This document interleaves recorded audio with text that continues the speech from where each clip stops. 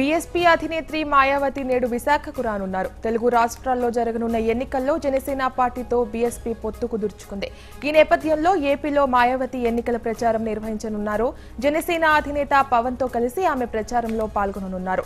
మాయావతి రాకతో బీఎస్పీ అభ్యర్థుల్లో ఉత్సాహం నెలకొంది.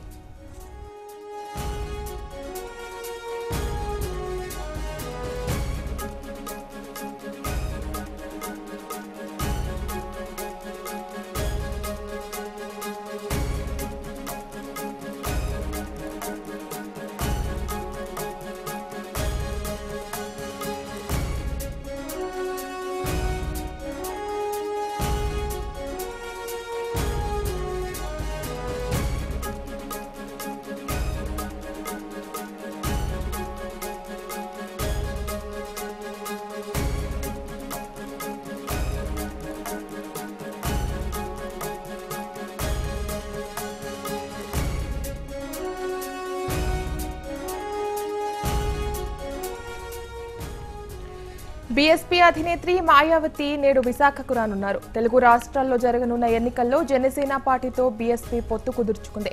ఈ నేపథ్యంలో ఏపీలో మాయావతి ఎన్నికల ప్రచారం నిర్వహించనున్నారు. జనసేన అధినేత పవన్ తో కలిసి ఆమె ప్రచారంలో పాల్గొననున్నారు. మాయావతి రాకతో బీఎస్పీ అభ్యర్థుల్లో ఉత్సాహం నెలకొంది.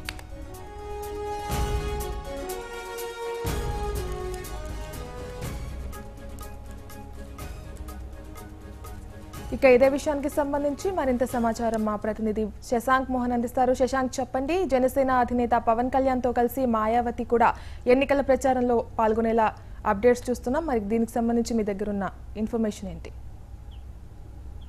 రాఘవి, ఆంధ్రప్రదేశ్ ఎన్నికల్లో బహిరంగంగా పొత్తులు పెట్టుకుని పోటీ చేస్తున్నది ఒక్క పవన్ కళ్యాణ్ పార్టీ మాత్రమే. మొదట ఆయన వామపక్షాలతో పొత్తు పెట్టుకున్నారు. ఆ తర్వాత స్వయంగా ఢిల్లీ వెళ్లి మాయావతితో మాట్లాడి ఆమెకు కొన్ని స్థానాలు కేటాయించడం ద్వారా వ్యూహాత్మకంగా ఇప్పటి వరకు వైసీపీ శిబిరంలో ఉన్న దళితుల, గిరిజనుల ఓట్లను చీల్చే ప్రయత్నం ఆయన చేశారు. అది విజయవంతమైంది కొంతవరకు అని చెప్తున్నారు.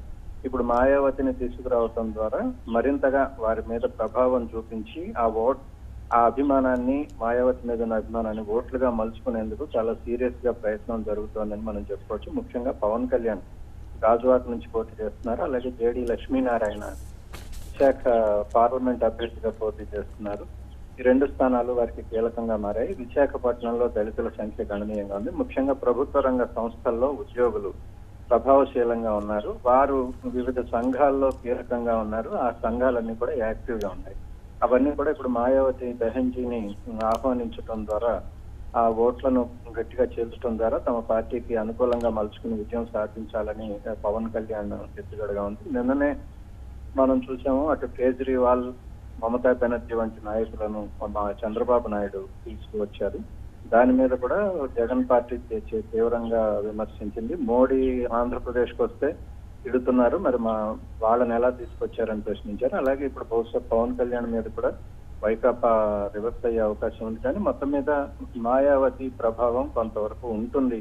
ఖచ్చితంగా ఆమె ఓట్లను పవన్ పార్టీకి వచ్చేలా కొంత కీలకంగా మలుచగలరు. అలాగే మోడీ మీద తీవ్రమైన విమర్శలు చేయడం ద్వారా బీజేపీని ఇబ్బందులు పెడతారు అన్నది విశ్లేషకులు చెప్తున్నారు. రాజు, థ్యాంక్ యూ శశాంక్ మోహన్.